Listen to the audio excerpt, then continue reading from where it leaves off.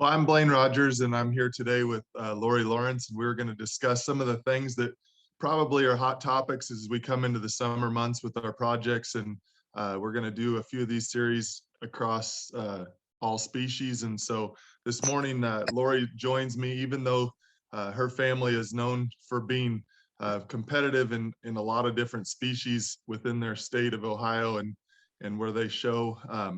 We're going to kind of pick her brain a little bit this morning on some of the portions of what they use with their show lamb side of their projects there. Lori, I'm thankful for you joining us here, and we'd love to just pick your brain here a little bit on some of the things that you were able to implement on the sheep side of things within your family projects, and maybe shed some insight to some of those that are getting ready to prepare this summer to try to be competitive at whatever level they're looking at, whether you're looking to go to a county fair or all the way on up to a national show. Hopefully some of this stuff can be utilized in your program. You know, I think sometimes we kind of get into talking about these projects and we really focus on what level we're at. And basically, in my opinion, and I'm sure Lori will express this as well, you know, there's a lot of things that we do that are just basic routines every day that prepare us no matter what level we're wanting to prepare for. So that's our hope and goal, is that we can all extract some information out of here that may be useful in your barn.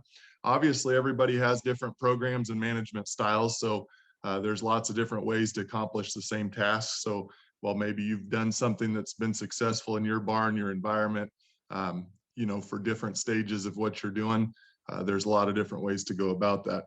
Lori, one of the things that we really wanted to talk about is you know, obviously throughout the summer, one of the biggest things that can be with any species of livestock is just keeping them, you know, consistent in terms of their feed intake and staying healthy and those kind of things, especially as we start these projects, you know, in the spring and we see a lot of weather fluctuations. Can you shed some insight on some of the things that has really helped your family be successful in keeping these sheep on feed and healthy and kind of more consistent?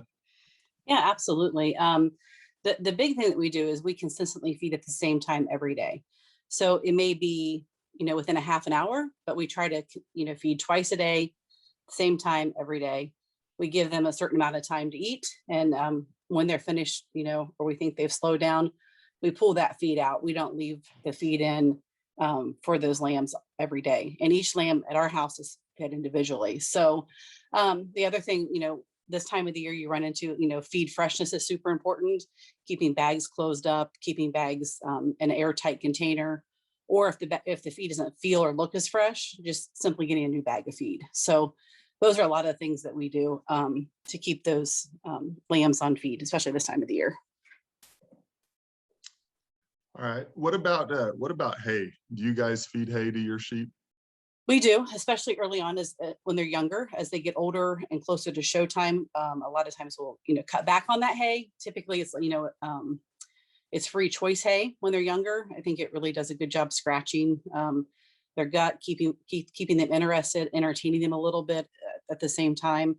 As they get older, you know, it goes down to a golf ball, a softball size, you know, hay for the day, and then maybe baseball size, but they tend to feel the need, regardless of what feed they have, to have some hay.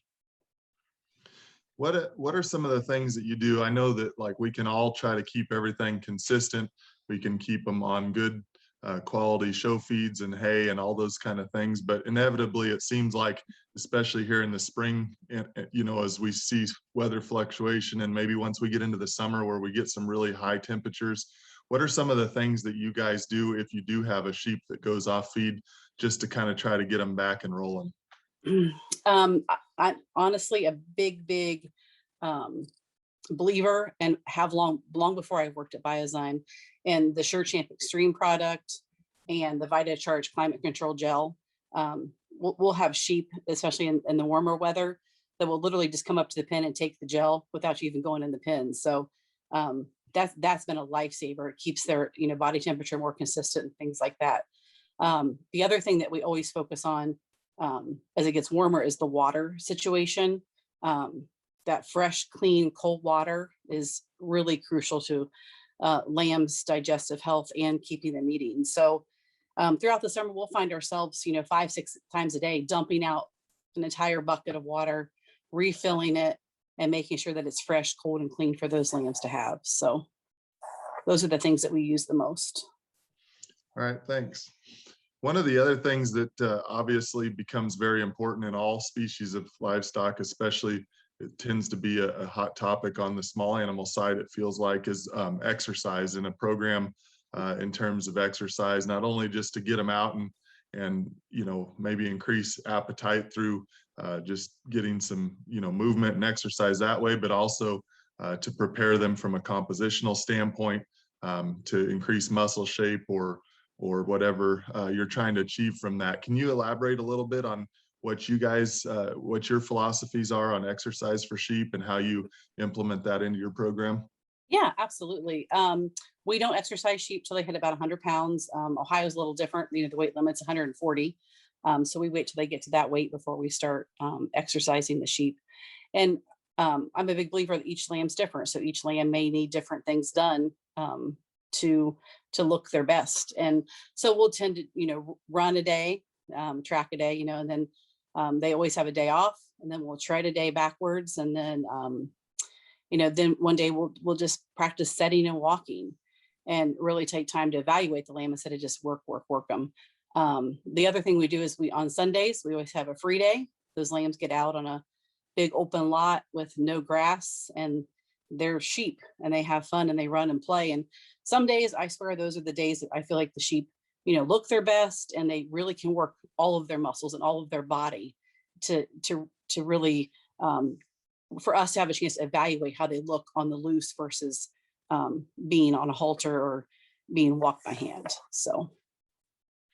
Yeah, I think that's a great point that you make. I think a lot of times we get so regimented in trying to make these show livestock, have a plan or whatever. And sometimes we forget that they just need to be livestock sometimes to thrive and get some fresh air and get some exercise and be left alone just to kind of do their thing. A lot of times that kind of rejuvenates them and gets them ready to roll again, keeps them on feed and makes them look their best. So I think that's a great piece of advice. I think as we've kind of moved into some new trends within showing sheep, one of the things that's really become popular, just like it is on the cattle side, is growing leg wool. And, the emphasis there can sometimes overcompensate for some of the other things that are maybe even just as essential, but it tends to be the new hot topic and something fun. And obviously when you walk a sheep into the ring that has big leg wool, it's one of the first things that can give you a first impression or look of quality. And so what are some of the things that your family has experienced in terms of maintaining that leg wool, making it look good, keeping them from, picking it out or having any kind of external parasite issues that might create loss of it? Can you maybe elaborate on some of the things that you guys do from that standpoint? Absolutely. And leg care is certainly, or wool is certainly challenging for anyone. I think a little bit of it starts out as genetic, if they have good wool, and then really try to, if they're young, you get a lamb and they're really cool, have cool leg wool, try to preserve that wool that they already have. We also, you talked a little bit about bedding. We're big on cedar chips to keep you kind of out of the wool.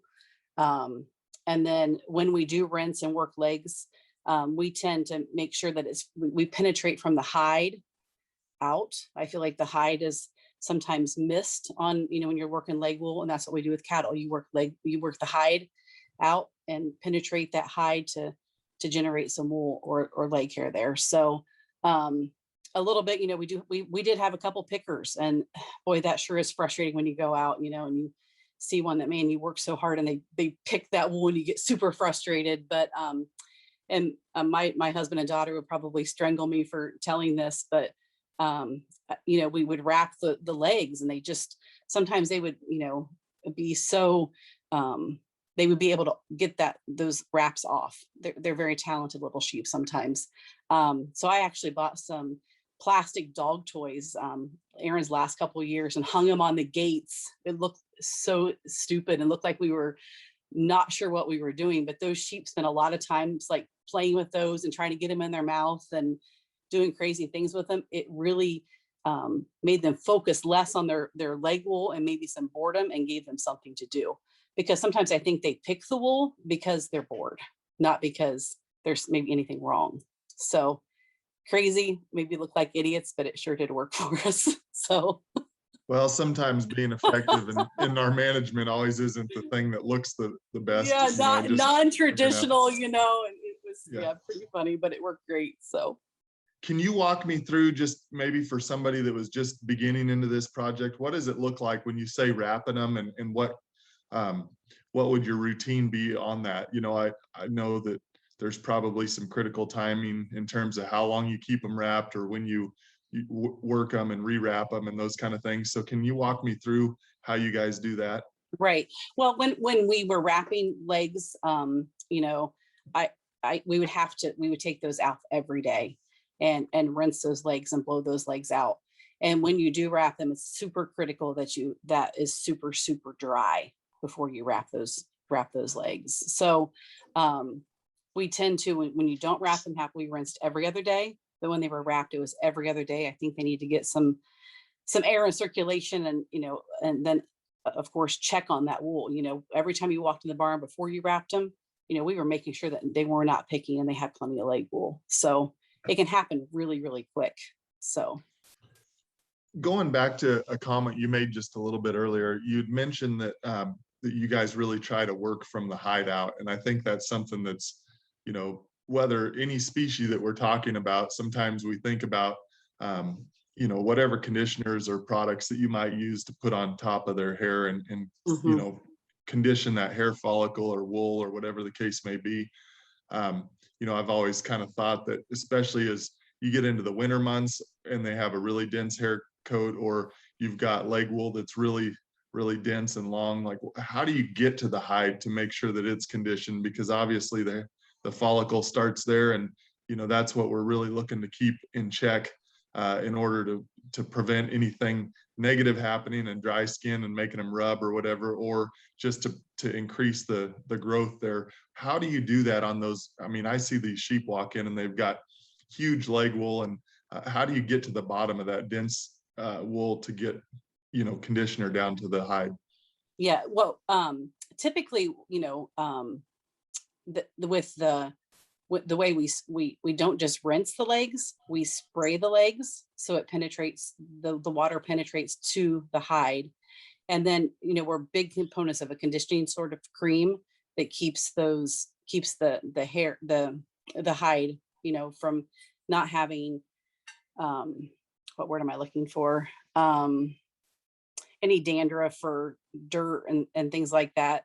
So a lot of that's rubbing things in by hand, but being very careful not to disrupt the actual wool or hair. So that's a little bit challenging, and it takes time, and you have to be careful. You just can't, hurry and do it. You have to really focus and look at each part, especially on a lamb stand, look at each part of the hide through the wool to make sure that there's nothing that's causing irritation or dryness on that leg.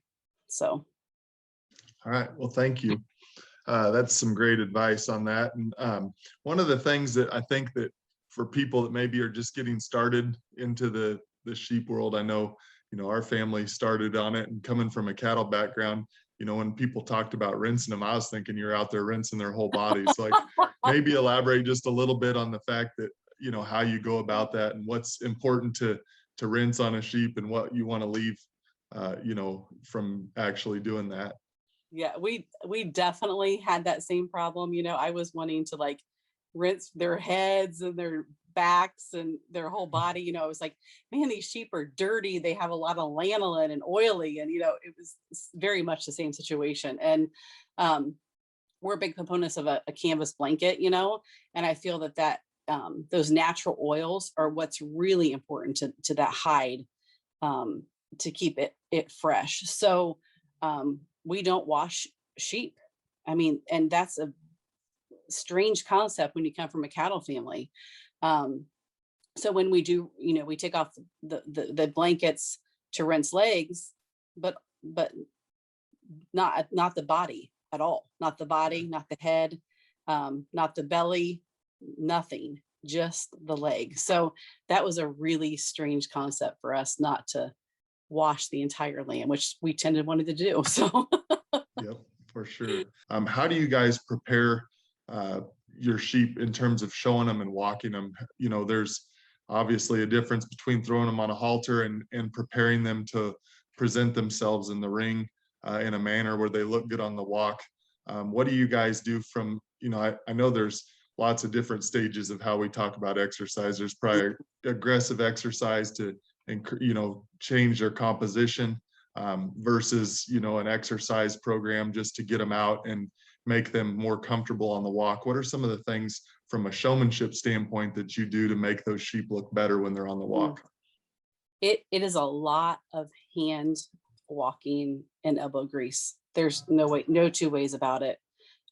There's specific days that all we do, you know, are walk and set, walk and set, walk and set, you know, and those lambs become trained to be able to do that. You know, and I think setting something that's really important. Not every lamb is set the same. So we have a giant mirror in our barn. So if someone isn't around and and she's setting sheep that day and walking sheep that day, she can set in the mirror dimensionally and look and say, man, if I have my sheep set this way, this is what the judge is going to see. So that was probably one of the best things we did is purchase a giant mirror for her to see her entire body and the sheep um, when whether we were there or not. And the other thing that we've always done too is take pictures. I look back on my phone and I have thousands of pictures of sheep being set, because sometimes what you see versus what you see on a picture are definitely not the same thing. So I always say, man, you think it looks good here in on your, you know, with your eyes, but sometimes it looks different in the picture. So we do that a lot as well. So some definitely non-traditional things, but it's things that we have felt that have worked. Yeah, I think that's great advice on the mirror. I mean, especially I know just working with, you know, other kids and as well as my own, you know, sometimes that's the hardest thing for them to grasp is what things look like from the judge's perspective versus where they're standing on their livestock, you know, and Yep. so understanding what when they look down and see that animal in a certain position, what that, you know, goes to show out from the other direction. So Yep. I think And that's great advice. slam is different. So um, that's the nice thing. You just can't say, oh, yep, exactly. Each one's the same.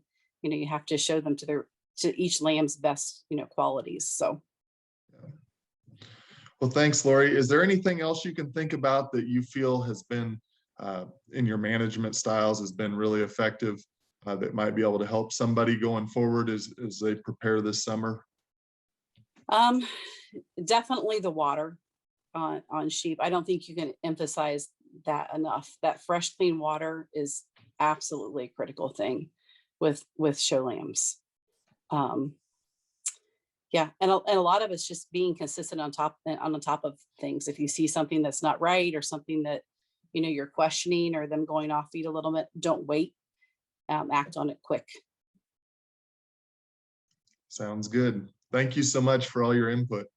Thanks, Blaine. Have a great day.